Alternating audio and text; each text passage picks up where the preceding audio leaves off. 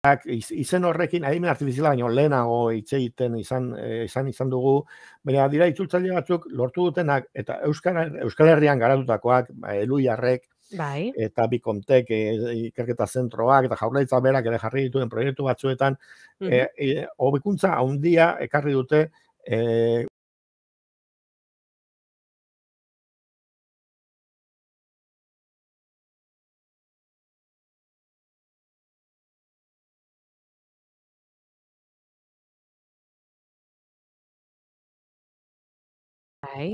Bai. Gero, gezurrak esaten dituzte, esaten du, Ikusi genuen, bai. segura izan zela Aragoiko erresumaren hiriburua 15. mendean. Olakoa botatzen dituzte, ezta? Hori dakigu. Baina, aurkitu dugu aplikazio bat Meta enpresarena. Meta da Facebookek hartu duen enpresa izena. Orduan, dago Meta, esateko, eta gero daude, produktuak Facebook, Instagram bera, eta WhatsApp ere enpresa handi horrena da. Eta horre ere, duela bi aste erakutsi zuten tresna bat Seamless daukana izena, eta partekatuko dut, sartuko naiz, utzidazu momentutxo bat, aproba bat egingo dugu, eta aber nola irtetzen zaigun, egiten duena tresna honek da, hitz egiten diozu.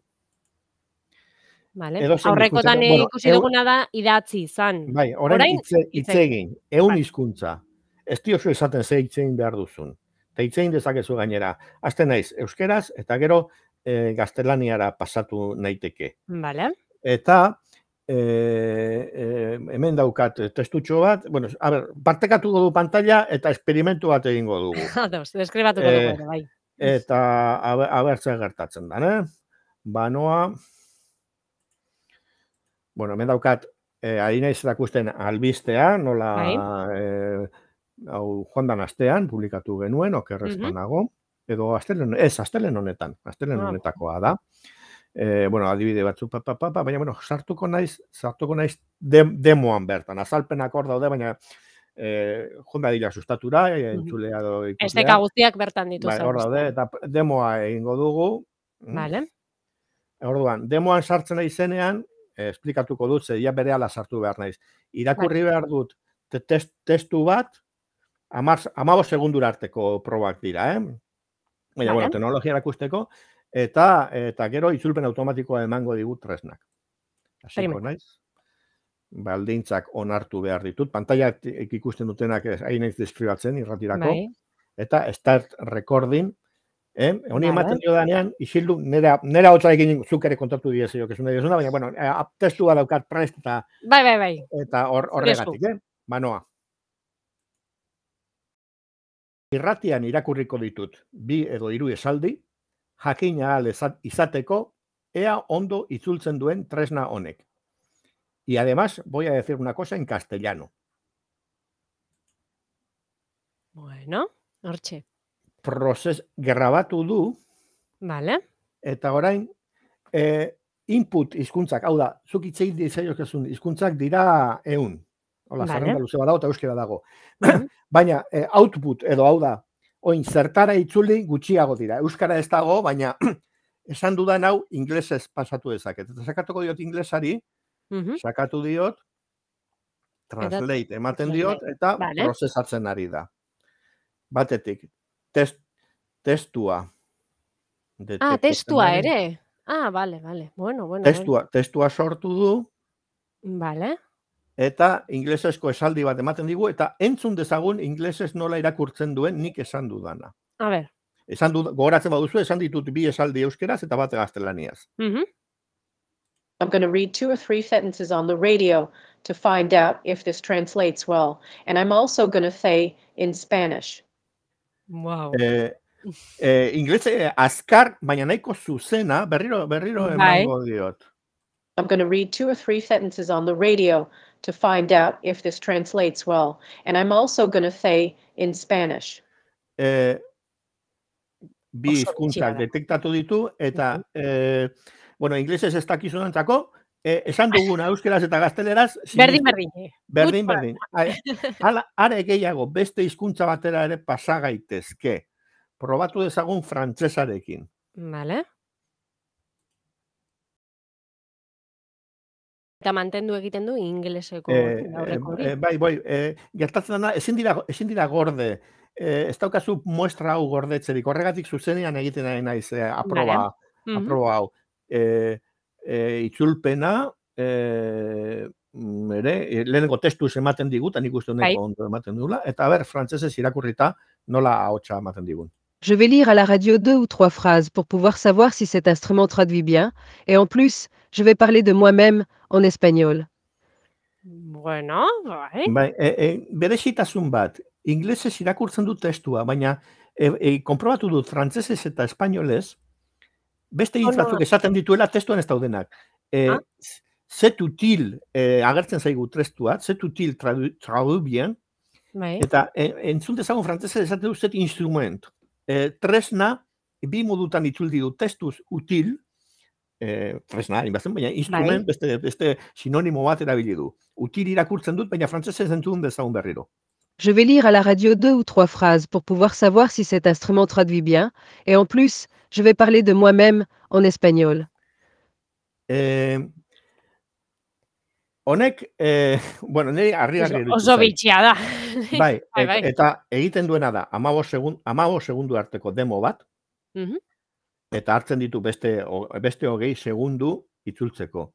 Baina, pentsa, hemendikan ezain bestera, joango gara nobrabait, hitz egingo dugu telefonoz norbaitekin euskeraz, eta beste aldean, entzuna izango du alemanez, guk euskeraz hitz egin, eta arek alemanez entzun. Uste dut, halako teknologiekin, hori ez dagoela hain urruti. 10 bat urtean, velozidadeak eta gaitasunak iritsiko diala, norberak telefonoan hitz egin euskeraz.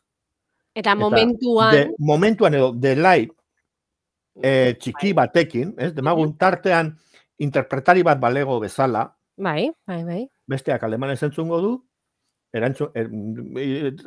nahi duzu tren txartel batzuk erosi Alemanian.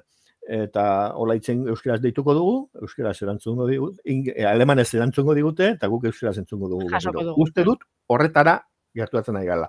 Eta probatzearen beste zerbait, inglesa eta frantsesa entzun dugu, hizkuntza ezagunak izango dira, gure entzule eta ikusle askorentzat, ezautuko zenuten, euskeraz esan dudana nola, baina berriro entzungo dut euskeraz zer esan dudan, konprobatzeko.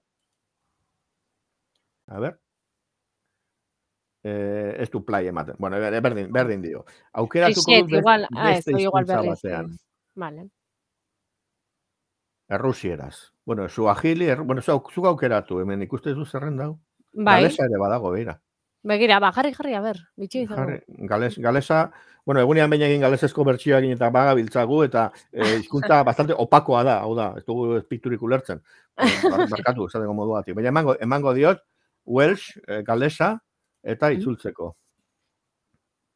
Baina gainera ez dut denbora asko behar, segundutxo batzutan, badugu. Oso bitxia da. Bueno, hemen agertzen da ortografia oso bihurria dauka galesak, eta entzun dezagun. Byddaf yn darllen 2 neu 3 frawddeg ar y radio, mwyn cael gwybod os yw'r afferyn hwn yn ei gyfieithu'n dda, yn ogystal â'r boi a dyffurmano a'r Castellon. Irratia ulertu diot hor tarten. Radio esaten du. Castellon hori, ez dakit gaztelania Spanish moduan ulertu ote edo ez duen edo. Castellon bat esaten du bukaeran. Ni arraro egin nik uste dut hizkuntza espainolak beste izen badukala galeseraz, baina entzun dezagun, harrapatu radio hitza mesedez, Bai. Gure esaldian erori zegoen, pare bat hitz esango ditut, 2 esaldi esango ditut irratian, eta... Byddaf yn darllen 2 neu 3 frawddeg ar y radio, mwyn cael gwybod os yw'r afferyn hwn yn ei gyfieithu'n dda, yn ogystal â'r boi a dyffurmano a'r Castellon. Entzun irratia bezala entzuten da, baina testua ikusten dugu fraudek ar irradio, holako zerbait hartzen dela. Bueno, hause mozten dut konexioa, hause. Oso bitxia, aurrerapen handia. Bai, aurrerapen handi bat. Eta honekin lotuta, bueno, beste meta delako Bai. honek, atera du baita ere ChatGPT-ren pareko bat, hau da, testua idazten duzu eta erantzun egiten dizu. Ez genuen probatu? Ez, Ah, probatu vale. dugu ChatGPT eta Googleen Bard ere bai. Vale. Baina, konprobatu izan duguna da, gezurra besteik ez dituzela Bai, izaten. bai. Gauza zala erantzutea, baino Bai. nola beste gauza. Hori da, ez, segura Aragoiko erresumaren ideburu izan zen. Bai. Hori ere konprobatu dut, metarenarekin, metak Bai. atara du llama izeneko bat, eta berdin, gezurra besteik zuten. Orduan, gauza, norabide batzutan, adibideen artifizialaena dijoa oso ondo, itzulpen gintzan, esango nuke, Bai. eta itzulpen gintzan ez bakarrik testuan baizik, eta orain ikusi dugu, testu ulermena eta testu produkzioa Bai. kalidade handiarekin, eta promesa hor dago, baita ere irudigintzan, eta hola egin ditugu aprobak, Bai. Bilboko uholdeak, eta holako irudi sorkuntza zoragarri batzuk egin ditugu, igartzen zaialako ikutu fantastikoa bezala, askotan, baina, bueno, ilustraziorako balio duen teknika bat da, baina, testu sorkuntzan, hau da, Googleen funtzioa, hau da, zerbait galdetu eta informazioa jasotzekoan, hor ez dute asmatzen oraingoz. Orduan, norabide batzuk onak dira, beste batzuk oraindik ikusi barko dugu nola zuzentzen dian zeuek, baina bueno, arreta jarraituko dugu sustatune agertzen honi, eta horixe. Primeran, Luistxo, errepasotxoa egin dugu, albiste gehiago, eta gaur aipatu ditugunak, zuen webgunean irakurgai, ikusgai, eta hementxe amaituko dugu. Mila esker. Aproba egin nahi duena, metako tresna honekin, sustatuko azalean, ez dakit, bosgarren o laugarren albistea hor dagoen, loturak hor daude, probatu, harritzekoa da, momentuz, ez daukara bilpren praktiko bat, demo bat esterik, ez da ezin duzu ez da ere, galesez grabatu duzu hau pasatzean horbaiti pixka zaila da, holako telekonferentzia moduko badin beharko zen, baina probatzeko eta ikusteko zer datorren, ondo dator. Primeran, Luistxo, esan bezala, mila esker, beste urte bat, beste kurtso bat gurean egoteagatik, eta hurrengo ostegunera arte.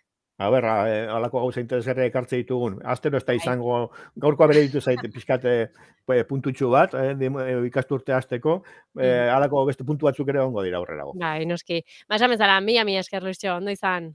Agur. Agur.